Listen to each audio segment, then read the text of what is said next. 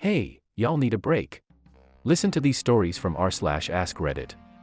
What terrifying confession has someone told you while intoxicated?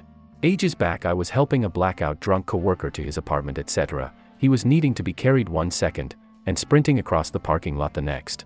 As we're getting close to his room he starts breaking down, why did I hit him? I shouldn't have run, etc. Turns out drunk Diego is pretty convinced he hit a kid with his car one day. Sober Diego has no idea what he was talking about. Sober Diego knows exactly what drunk Diego was talking about, he just knows better than to tell you. Coworker told me he killed a dude. The other guy had a bad reputation for being a violent a-hole and made it pretty clear that only one of them would be leaving the room alive. My coworker decided that he would prefer to be the one who didn't die. He did turn himself in and spent some time in prison. Someone told me that their dad would go out intoxicated and sleep on their porch. One night their mom went out searching for him because he wasn't there. Got in the car and pulled out of the driveway. Turns out, their dad fell asleep on the driveway and was ran over by the car, killed. I don't know if the story is true, don't even know the person who told me. Just some random dude who went out drinking sometime later that week. Still think about that story from time to time, really stuck with me. Gay man dying of AIDS said I could charge my entire bar tab to his credit card because he was going to die soon.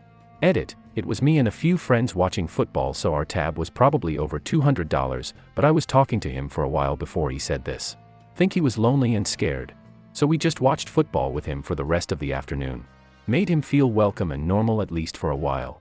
Just wanted what the rest of us do, to not feel alone and that someone cares. I believe his name was Ron.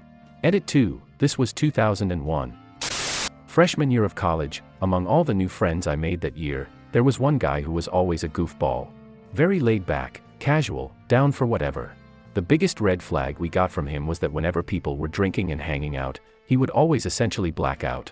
He drank way too much and would kind of spaghetti noodle his way around the party. While also intoxicated, after the party had winded down one night, a few people and I asked him why he always goes so damn hard. While drooping his head a ton, sloshing around, and slurring everything, he told us about how a few months ago, the summer before college started, his best friend called him. They lived in a small town by the beach, and his friend asked him to come meet him to watch the sunset by the water. He biked over there, sat down, and they talked for a while, everything seemed fine. Then his friend took out a pistol and shot himself in the head, killing himself instantly. Apparently my friend had to call the police while covered in blood, brains, and skull fragments, just totally in shock. And then a few weeks later he went off to college a few states away, still in shock and unable to sleep or focus on anything. He didn't remember telling us that story, and I don't think any of us wanted to bring it up. His drinking habits didn't change until he was about to graduate, by which point he started going to therapy, got a job right after graduation, and seems to be doing better in the years since, thank God. I was at a bar one night in an affluent town. An old guy next to me started talking about his sailing days. He had a 60-foot sailboat and used to sail all over North and South America. His story was from the mid-1980s. He said one night he was anchored near an island off the coast of Venezuela. He was with his girlfriend and they had just fallen asleep, when he heard a bump. At first, he didn't think much of it. Barely noticed it, but decided to check it out. He left the sleeping berth and, like in most sailboats, there are a set of steep stairs to climb to get from the cabin to the aft deck. He said he always kept a pistol holstered and hanging from the side of the stair rail. As an afterthought, he grabbed his pistol as he was climbing the stairs. Once he was about halfway out on deck, he saw a man coming over the railing with an automatic weapon. Like an assault rifle. AR-15 or something like that. He said he put 2 rounds into the guy and he fell back over the railing. He ran over and looked down. The guy had fallen into his boat and there was another guy there also armed with an assault rifle. He said he shot that guy a couple of times, pulled up anchor, and got out of there. He said that pirate activity was not unheard of around there and people like this would board your boat, tie you up and take everything. Then they would torch the boat with you on it. The bump he had heard was the other boat coming up beside his boat. He said that was his last visit to South America. About 5 years ago, my brother had his girlfriend sleeping over at our house because we'd had a family game night and been partying. I should interject here and say that not a single one of my family really ever liked this girl, and to all appearances she had no love for us either. She was extremely antisocial, hardly ever even said hello to any of us when she came over, and her and my brother would spend all of their time up in his room. Anyways, that night they had both come down and socialized and we had all been drinking quite a lot. Everyone left and my parents went to bed, but I was still up around 3 a.m. and sitting downstairs watching TV and getting stoned when she walked down in a t-shirt and her underwear. She walked out to the kitchen like it was nothing, and I got a good glimpse of a thigh as she walked by and saw a long row of around 1-inch marks down the length of the thigh. I thought for sure she'd hurry back up as soon as she was done in the kitchen, but to my surprise, she plopped down on the floor and started talking like we were good friends. I got an earful to be sure, but the most shocking things I heard were that one of her uncles had SA'd her when she was a minor and others had SA'd her, and she'd been self-harming since. She was around 22 at the time of the conversation, so about 10 years worth of self-harm. She showed me all of the scars she had, down her thigh and her arms. She also said that since she had started dating my brother she hadn't harmed herself and was happy. I realized that her being antisocial had nothing to do with us and was as nice as possible to her from then on. They did break up later, but I'll always remember that little convo.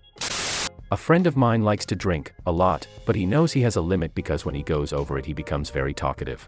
He also doesn't date at all, and for a long time we all wondered why. He's a good-looking guy, he's really nice, he's fun to be around, when he isn't drinking anyway, never wants to date. Well, one time he got absolutely crap-faced and I found out why. It turns out that when we was a kid, he saw his aunt murder his uncle in cold blood. Ever since, he's been terrified of being alone with a woman and feels like he could never truly be safe around them. They didn't tell me this while they were drunk, but I think it fits here. I am a volunteer at a nursing home. When one of the female residents was close to death, she confided it in me this. One time her husband cheated on her with the neighbor's wife. When the neighbor's husband found out, he was very upset and was going to physically hurt her husband. They worked out a deal where the neighbor's husband would not hurt her husband if he was able to return the favor. In essence, her husband agreed to let the neighbor have her in order to save himself a righteous beating. It gets worse, she later became pregnant and told her husband for the rest of his life that it was his, but she honestly believed it to be the neighbor's. Her whole life she was carrying this burden about her son and what her husband had done to her, both with the cheating on her and with the trading her off like a cow. It was truly a heartbreaking conversation. My grandpa never talked about his Korean War service. He had severe PTSD though. Would wake up in the middle of the night screaming. Then one night he came home absolutely crap-faced, laid down on the couch, then told me that his entire unit had been wiped out before his eyes. He was the sole survivor and got caught behind enemy lines but made it out.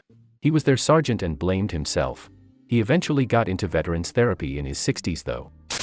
I drunkenly confessed to my aunt at Christmas about how unhappy I've been feeling for the last 2 years, and that I've got a bit of a coke addiction. The phone call from my sister the next morning was awkward as hell to have. Edit, didn't think this would blow up. Thanks for the advice and kind messages. I'm currently 2 weeks cold turkey and today has been rough one. Reading these comments and having people DM me advice or just generally asking if I'm okay has given me the motivation I've needed to keep at it. My uncle said that my grandfather wasn't exactly a caring or loving father because of working in the coal mines. He said my pap was terrified every day because he didn't know if he was coming home or not, because he'd hear the mountains above him crack. The mines are effed. My grandpa and his brothers were the first generation in the family not to go down the pits. His father and grandfather both lost their lives in mining accidents. I had a colleague tell me 20 drinks in, she was not only suicidal, but that she had unsuppressed HIV and was knowingly transmitting it to partners she was sleeping with and not telling them because she didn't care about people. I'm an HIV case manager, so this was absolutely horrific for me. Some guy told me the proper technique to roofie a drink without a girl noticing. I told the bouncer who threw him out, but I'll never know if he was serious or just effing with me. Was chilling with an older dude with whom I recently started working as a butcher in a grocery store. A couple of beers down and he starts telling me he's been in prison for 17 years. Came out 2 years ago and it's his first ever job at 64 years old. I got curious and asked him what happened, if it wasn't too private. Without hesitation, he simply answered, I cut him down with an axe, this piece of crap. And now he's a butcher. Dude must really like his job, I guess, LMAO. This was about 6 months ago now. My brother and I were getting drunk one night because it was the weekend and we just wanted to get effed up and play video games. We had done plenty of shots and plenty of drinks and we were the definition of effed up. We were having fun playing some old World at War zombies for nostalgia, and we paused it to grab some chips. As I was grabbing the salsa, he said to me that he had tried committing suicide about a month prior to this. He had taken some pills and they pumped his stomach and crap, and he told me the whole time he was thinking of me and how crappy and depressed I'd be if he had died, and that he'd never want to lose me. I told him I had also tried committing suicide a while ago and I thought the exact same thing about him. We continued playing zombies while talking about everything under the moon, and we've been talking every day since, have never missed and will never miss a day. We're both doing a lot better now and we're both in therapy. It's nice having someone to talk to and trust about these things. Edit, thanks for the awards y'all.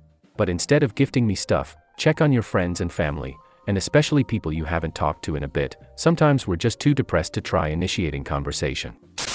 One time, an old acquaintance, female 49, and I, male 32, were drinking late into the night.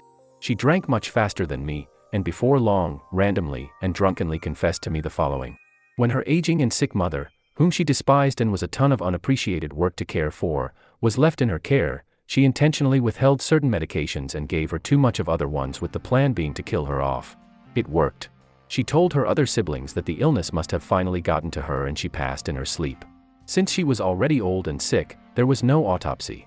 A minute later she snapped out of it and apologized profusely for telling me that, adding that I am the only person she has ever told. Edit. This is the most likes, comments, awards or anything I've ever received on Reddit on a comment or post. Thanks for all the interesting responses and awards. My great-grandfather was in World War II. He never ever spoke of it. If you asked him about it he would politely get up, grab his drink, and go somewhere else. After my first deployment to Afghanistan, he called me and said, "I can finally talk to someone." I started hanging out with him all the time. I would tell him stories and he would tell me some. When I went on leave we had a night where me and him were going drink for drink. After a while he tells me about a time when him and his unit found a small concentration camp. They aren't all big like Auschwitz. He said the first thing he remembers was the smell. He said the smell was so bad he almost threw up a handful of times. So this camp didn't have ovens or a gas chamber. When they went through, at the north side of the camp was a pit they had dug out. Inside the pit must have been thousands of decaying bodies. He said he was sure that the ones on the bottom were probably skeletons. When they talked to the people they said the Nazis would line people at random and shoot them. Their bodies would just fall in. He said the Jews told them that as some starved to death, they would throw themselves in with hopes of breaking their necks when they hit. The Germans knew the Allies were close, they locked the gate, took the food or poisoned it and put dead bodies in the place they stored the water. He said the disease and infections were so bad that many of the soldiers in his unit were scared to help them. He told me that out of all the crap he had went through that was the worst. It tore him apart, and he said those poor people would haunt his dreams. He felt like he didn't do enough, he felt like those times when they couldn't push the line forward, that was just another day or another week those poor people had to be tortured. My great-grandfather was proud of his time in World War II. And he lived a great life. He died in 2011 at home in his bed watching his favorite show. Edit. I never expected this to blow up. I've posted about him before and never got a response like this. I am touched that so many people came to this comment and responded and read about my great-grandfather. However, I don't want people to know just this about him. My great-grandfather was a really good man, he was married for 60 years, and my great-grandmother passed 2 years after him. They had 12 children, and tried their best to make those around them happy. My great-grandfather wouldn't want any of you to be sad about what he went through. He was grateful for the opportunity to do something truly good for the world. However strong my own suffering is from experiencing what I can truly call hell on earth, I cannot fathom the eternal suffering the Jewish people have felt and will feel for generations to come. I am sorry for those that I could not save, and I am sorry for the times we had to retreat or fall back. I am sorry for the times we got pulled back to the rear. I knew of the atrocities your people faced, but until I saw them I had no idea. Do not feel sorry for me though, I am happy to suffer. I hope good things for your people's future, and I pray we all learn from this terrible war. He wrote this in a letter to one of the survivors from that camp. He couldn't bring himself to meet him in person and I didn't push him to. Thank you again to everyone. As for the museums, thank you everyone that gave a suggestion. I will be calling them tomorrow. A few nights ago a guy who I knew had a thing for me, pretty much admitted to stalking me while he was drunk. He told me he walks by my room and considers barging in. We live in student housing. He admitted to looking through my desk. I've never let him in my room, so this would mean he let himself in. He admitted to stealing a flower hair clip I wear. And even more creepy, it reappeared in my room the next day. Needless to say, I changed my locks. But yeah, that's pretty terrifying to me. I had a friend who told me that his girlfriend dumped him because they got into a huge fight when they were drunk, and she was convinced he threatened her with physical violence. He said he was saying things out of frustration like and all that, but he was sitting the whole time and she was the one that was yelling and screaming. Weird, but okay. A few weeks later, I meet him up for drinks and he is absolutely plastered. I walk him back to his place with one of his friends. As we're walking, he starts crying and says that he effed up and that he is a terrible person. We asked him to elaborate and he tells us that his ex left because he threw her into a mirror and then flipped a coffee table at her. She's okay, couple bruises, scrapes. Kept my distance after that. Thanks for watching. Like, subscribe and share your thoughts in the comments.